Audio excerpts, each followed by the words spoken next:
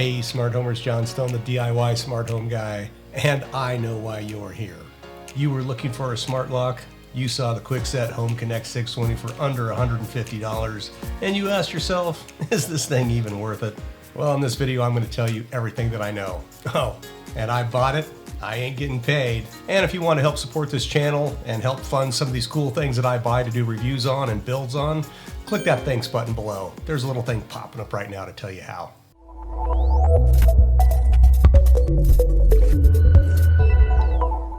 The Kwikset 620 Smart Lock can be found in either traditional or contemporary finishes. The traditional frame can be found in a Venetian bronze, satin nickel, and polished brass finishes. I see these priced between $115 and $150. The contemporary can be found in matte black, satin nickel, Venetian bronze, and polished chrome finish. Contemporary pricing ranges between $165 and $199, depending on the finish and where you shop.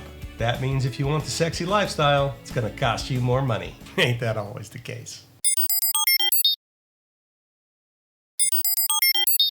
The Home Connect 620 is a Z-Wave lock featuring the Z-Wave 700 chipset and Smart Start. This means you'll need a Z-Wave compatible hub like Hubitat, SmartThings, and other popular options. On this lock, there is no battery backup because you don't need a battery backup.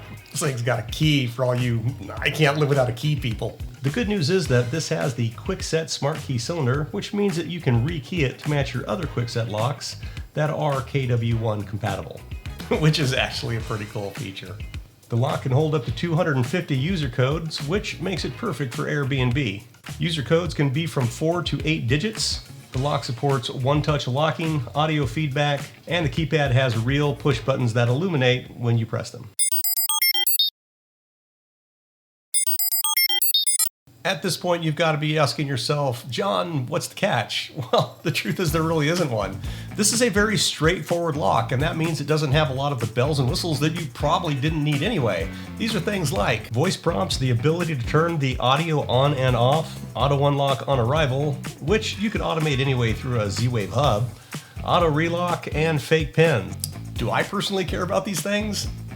No, I've had all those in locks, and frankly, after making the video or setting up the lock, I never used them again. So to me, those things aren't really that important. As usual, I ran the, what kind of lock is this? What am I doing? What am I even testing? Oh yeah. As usual, I ran the Kwikset Home Connect 620 through a series of automated cycle tests using my Hubitat lock test-o-matic.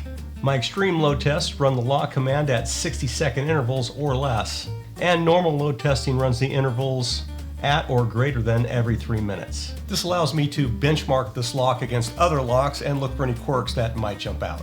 On a fresh set of batteries, I ran the test-o-matic at a 30-second cycle rate for 100 cycles. At this stage, the lock performed at 100%, meaning it obeyed all commands and provided the correct status for every cycle. Extreme test number 2, with batteries at about 90%, had the lock failing to respond a number of times. Again, this was under extreme load testing. Finally, I ran another 300 cycles with the cycle times varying from 3 to 5 minutes. The lock ran at 100% at every cycle. Put it all together and you have a lock that runs at 92% under my extreme load testing and at 97% across all of them aggregated, and at 100% under normal cycle pressure. For power fail, you got a key. If you don't have your key and the power fails, you're out of luck. When it comes to jam alerts, the lock just keeps banging its head against the wall, exerting the same 4 pounds of force until it gets it right, or it gives up. Running a lock that has that consistent pressure from running the jam override is going to wear your battery down quick, and then pretty much you're going to be using your key all the time, which pretty much just makes it a really fancy key lock. Now I see why you need the key. Speaking of the lock motor, normal operations grind the motor at about 61 dB with a 75 decibel clack at the end.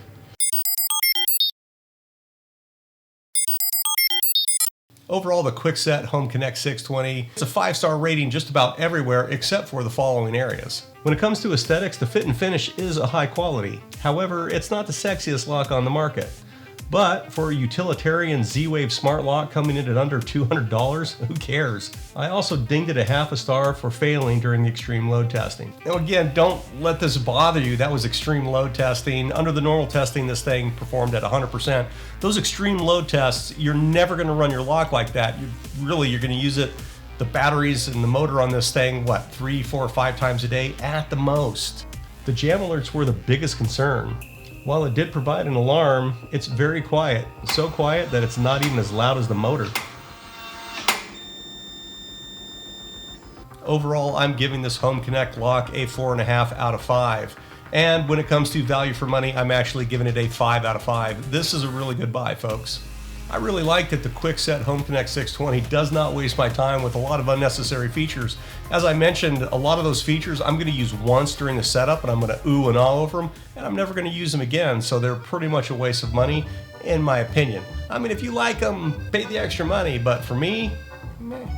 I also like how easy this is to set up, and I love that it comes in at a reasonable price.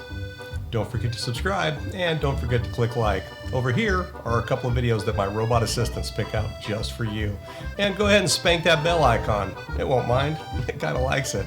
Until next time, cheers.